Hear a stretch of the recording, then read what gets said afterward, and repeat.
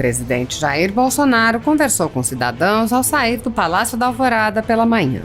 Enquanto conversava com o grupo, uma moça relatou que havia sido aprovada no concurso da Polícia Rodoviária Federal. Bolsonaro perguntou sobre a posição da moça e disse: "Tem um limite legal. O máximo que eu puder eu vou chamar. Acho que hoje em dia já temos o maior efetivo da história da PRF. Vocês são lucrativos, vocês apreendem. Olha, depois da saída de um cara que trabalhou na justiça, não vou falar o nome, acho que quintuplicou a apreensão de droga. É sinal que tem muita droga por aí. Se tem muita droga, tem muito consumidor também, né?" A ditadura da toga segue firme. O Brasil tem hoje presos políticos e jornais, parlamentares e influenciadores censurados. A Folha Política tem toda a sua receita gerada desde 1º de julho de 2021, confiscada por uma canetada do ministro Luiz Felipe Salomão, ex-corregedor do TSE, com o aplauso e o respaldo do ministro Luiz Roberto Barroso. Além disso, todas as receitas futuras do jornal obtidas por meio do YouTube estão previamente bloqueadas. Anteriormente, a Folha Política teve sua sede invadida e todos os seus equipamentos apreendidos, inclusive celulares e tablets dos sócios e de seus filhos. Mesmo assim, a equipe continuou trabalhando como sempre de domingo a domingo, dia ou noite, para trazer informação sobre os 3 poderes e romper a espiral do silêncio imposta pela velha imprensa, levando informação de qualidade para todos os cidadãos e defendendo os valores, as pessoas e os fatos excluídos pelo mainstream, como o conservadorismo e as propostas de cidadãos e políticos de direita. Se você apoia o trabalho da Folha Política e pode ajudar a evitar que o jornal seja fechado, pela ausência de recursos para manter sua estrutura, cumprir seus compromissos financeiros e pagar seus colaboradores, doe por meio do Pix, cujo QR Code está visível na tela, ou por meio do código ajude@folhapolitica.org. Caso não utilize Pix, há a opção de transferência bancária para a conta da empresa Raposo Fernandes, disponível na descrição deste vídeo e no comentário fixado no topo. A Folha Política atua quebrando barreiras do monopólio da informação há quase 10 anos e, com sua ajuda, poderá se manter firme e continuar a exercer o seu trabalho. Pix ajude@folhapolitica.org. Olá pessoal, deputada federal Bia Kicis. Eu vim falar aqui com vocês sobre um dos temas mais importantes sobre o qual eu dedico meu mandato, que é o combate ao ativismo judicial. E nós estamos agora vivendo um momento muito crítico com relação a isso, quando esse ativismo ele advém diretamente de ministros do Supremo Tribunal Federal.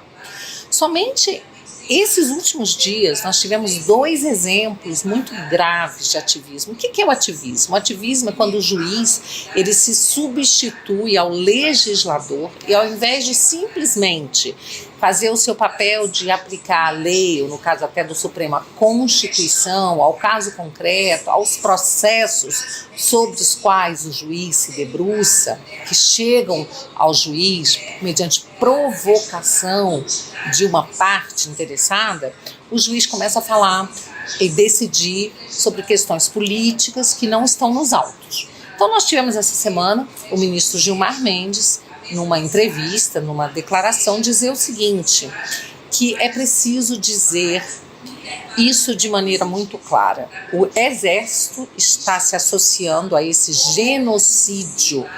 Não é razoável, é preciso pôr fim a isso.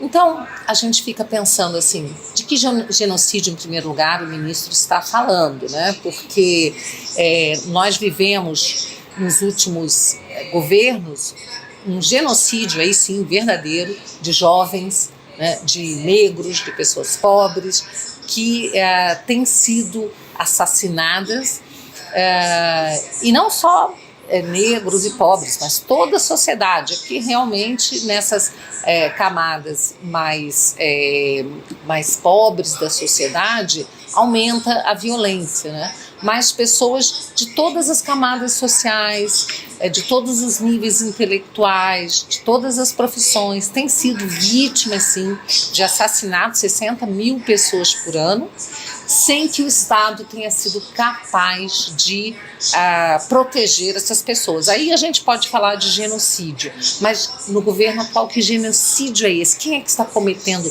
genocídio junto com o Exército, segundo o ministro Gilmar Mendes? Então, esse é o tipo da declaração que nos deixa realmente muito preocupados, e o ministro da Defesa já respondeu, dizendo que as Forças Armadas, o Exército, têm se dedicado durante o coronavírus ao combate ao coronavírus, né? Então não há genocídio algum, o que há é agora uma modinha, né, de ficar falando do presidente da República com total desrespeito à autoridade máxima da República e chamando o presidente de genocida, o que é um crime, né? Porque genocídio é um crime contra a humanidade, e aí, no caso, estão atribuindo um crime. Então já existe aí, no mínimo, uma calúnia, além de uma atividade política do ministro, que é muito preocupante. E aí, em seguida, a gente vê o ministro Barroso também falando, né, falando da preocupação dele, tanto com a saúde, como com as redes estando disseminando ódio. Ele está muito preocupado com o ódio e a desinformação disseminada nas redes sociais. Isso coloca como presidente do TSE tendo que tomar uma atitude para evitar que aconteça o que aconteceu no Brexit. O que aconteceu no Brexit? No Brexit, o povo inglês decidiu 2 vezes pela retirada, pela saída da Inglaterra, da Grã-Bretanha, né, da União Europeia. Então isso foi a vontade do povo. Mas como o ministro Barroso, pelo visto, ele é a favor da União Europeia, ele é contra a saída da Grã-Bretanha, então ele diz que isso foi fruto de desinformação. Assim como, segundo o ministro, as eleições americanas, a eleição do Trump também foi fruto de desinformação, não fruto da vontade de um povo que era majoritariamente conservador, né? Que se vê representado pelo Trump, pelas suas ideias, ao contrário, né, das ideias pregadas pelo Partido Democrata, né? E também as eleições na Índia, segundo o ministro Barroso, também fruto de desinformação. Agora, o presidente da Polônia foi reeleito, um conservador. Pode ser que o ministro Barroso também ache que foi fruto de desinformação. Desinformação essa que precisa ser combatida. Como é que ele está combatendo isso, gente? Combatendo, chamando as plataformas, dizendo que elas têm que retirar, né? Elas têm que cuidar para que não haja fake news. E o ministro tem que retirar das plataformas aquelas informações que, segundo ele, desinforma. Aí o ministro, né, ele diz o seguinte, que ele conta, olha que bonito, gente, vocês têm certeza que vocês vão ficar emocionados. Contamos com a imprensa profissional que sabe separar fato de opinião, a gente tem visto isso, que se move por preceitos éticos, a gente também tem visto isso, e que possa fazer o filtro dessas bobagens que circulam nas redes ao lado dos checadores de fato. Aí eu trouxe, né, essa informação de que foi uma pesquisa feita pelo Instituto Global Edelman Trust Barometer, tá?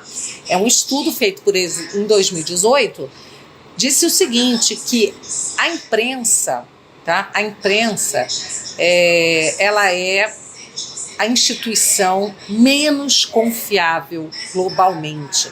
Então, esse resultado apontou que em 22 dos 28 países onde a pesquisa foi feita, ela se encontra no território da desconfiança. E o Brasil certamente é um desses países, se não foi incluído na pesquisa, se fosse incluído, certamente seria um desses países onde a imprensa está realmente assim, um dos últimos locais, uma das últimas posições de instituição confiável, não é? A gente tem assistido jornalista que torce para presidente morrer, pesquisas que são feitas, né, e depois desmentidas, pesquisas eleitorais que são feitas, divulgadas pela imprensa e depois são desmentidas nas urnas. A gente tem visto aí que na questão até do coronavírus, a imprensa se valendo de dados científicos que mudam toda semana, né? Então a gente sabe que não tem uma cobertura parcial, lamentavelmente, por boa parte da imprensa, mas é com essa mídia aí que o ministro Barroso descontar essa imprensa profissional para dizer, junto com os checadores de fatos, o que é verdade, o que é mentira, e impor aí um cala-boca, uma censura às redes sociais. Então, assim, eu estou deveras preocupada com isso, tá? Como parlamentar, trabalho todos os dias, né, para combater esse ativismo judicial. Tem uma série de projetos de lei contrários ao ativismo, que visam a responsabilizar esse ativismo, criminalizar toda vez que houver uma usurpação de poder. Isso tem acontecido muito porque, lamentavelmente, o parlamento tem se colocado de joelhos, subserviente ao Supremo Tribunal Federal. E a gente sabe que tem aí parlamentares que têm problemas perante a justiça, né, que temem realmente que haja uma investigação, uma denúncia, que o Supremo possa condená-los. Mas é isso aí, né? A gente precisa encarar esse fato, né? A gente sabe que você não precisa dever para a justiça para poder ser investigado. Hoje a gente vê isso, né? Existe, além do ativismo todo, né? Agora esse ativismo também foi para inquéritos, né? Ele agora também está sendo utilizado em inquéritos penais, né? Aí no Supremo Tribunal Federal, que está avançando sobre a base de apoio do presidente Bolsonaro. Então a situação é toda muito preocupante e nós temos que continuar sempre atentos, e vocês podem contar com o meu trabalho no combate ao ativismo, que é uma forma da gente preservar a democracia. Enquanto os juízes quiserem fazer leis, quiserem investigar, quiserem decidir quem vai ser diretor da polícia, ou seja, quiserem usurpar sobre competência do executivo e do legislativo, nós não teremos uma democracia efetiva.